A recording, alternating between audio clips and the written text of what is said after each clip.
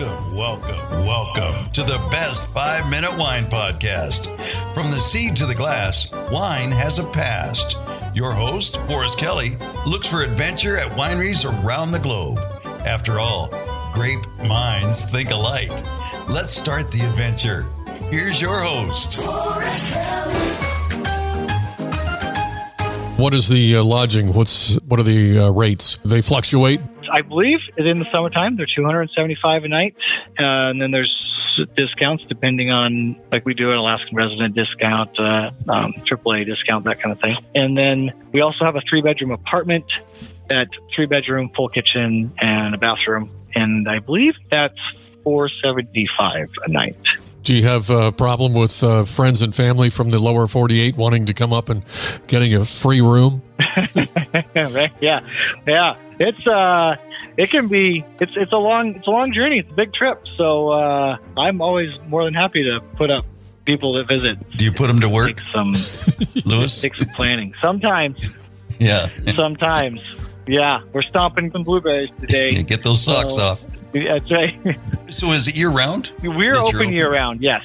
And you don't let a little 20-degree weather storm slow you down. No, we're in the winter. Most of the people that come and visit are ones that they get tired of the weather, and maybe there's a small break and it's sunny or something, so they want to get out and do something. Lewis, in addition to us grilling you, we have listeners that have some questions as well. Matthew has a question for you. Hi, this is Matthew from Delta Junction, Alaska. What inspired Bear Creek Winery to specialize in fruit wines, particularly in a region known for its rugged landscape? And how does the unique Alaskan terroir influence the flavors and character of your wines? I think we kind of covered that a little bit, but just to make Matthew happy, is that too much of a curveball? No, those are good questions. So, I mean, yeah, we covered how we got interested, how we got involved in it with the, friends and neighbors doing home brewing, and then growing season is much shorter, but it's also much more intense.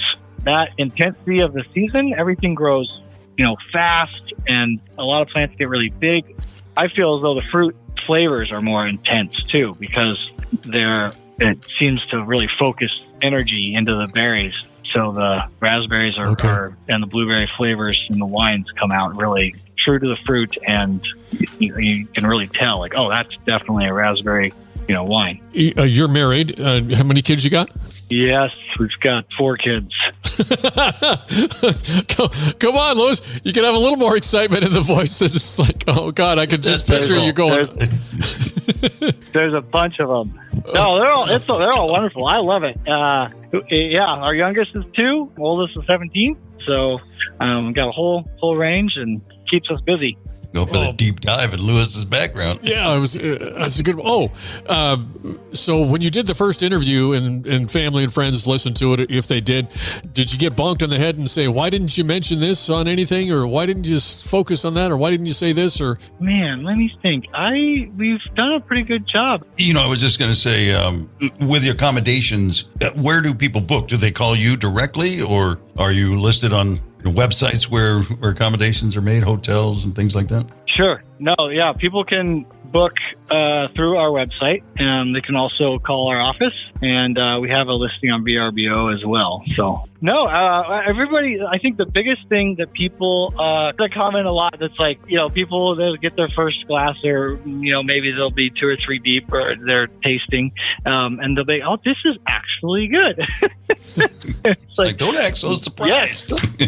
Yeah, exactly. Yeah, I'm like, oh, we're glad we agree. We've been here for 20 years, and we must have figured something out. So you're seeing that for yourself. We started this with asking you about the size of your production, which didn't mean a whole lot, at least to me. But now listening to you and talking about all the challenges that you have and everything that goes into it, and a modest-sized staff, I'm impressed. Well, thank you.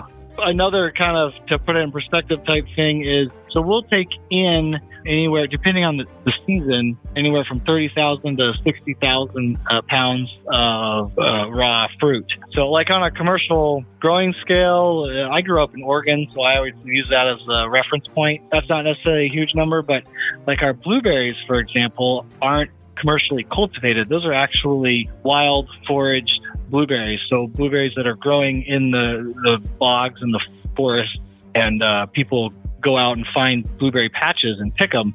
They're everybody likes to joke they're competing with the bears. I mean, there is a little bit of truth to that. And then they bring it in and sell it to us. So I actually went to get that product organic certified. I was denied the certification because we can't actually prove it's organic because we don't have control over the berries because they're not on a farm. We're not adding anything to them, fertilizers or whatever. And I was like, well, that's fascinating. Okay. That just sums up bureaucracy. That's all you need to know, right? Yeah. Well, I think the best way around that is to just put on the label or wherever that, just say, according to our local black bears, they certify this organic. There we go. That's right. Even though, they'll eat garbage too, so they're not very discerning on the... Yeah, they will be scavengers. So just a couple things. Take a deep breath. Give us your best radio voice. We'll leave the light on for you. And give me your website address. Our web address is bearcreekwinery.com. And you can also find information at glacierbearwinery.com about our sister brand. I'd like to invite everybody to Homer, Alaska. Bear Creek Winery is here, and you can take advantage of our tasting room. We also offer lodging in our suites, and we can do private events for anybody looking for a reception or a wedding. And we also can offer private tastings done in our fermentation space paired with charcuterie board and cheeses. Nicely done. Nice job, Lewis. Thank you for listening. This episode of the Best 5 Minute Wine Podcast was produced by iIsm. If you like the show, please tell your friends and pets and subscribe. Until next time, pour the wine and ponder your next adventure.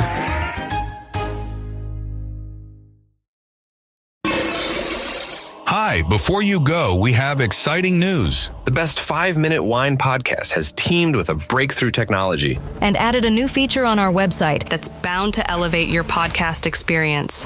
Here is where we need your help. Trying to remember something from an episode? Don't worry. Search for it, and we will find it for you. Have you ever thought you could just ask questions and chat about the episodes as if you were talking to me? Well, now you can. That's right. Our episodes are now interactive, and they're waiting to have a conversation with you. Jump into a chat with our podcast, and let's get the conversation started. Try it out and tell us what you think. Click on the banner at the top of the website, thebestwinepodcast.com, to try it.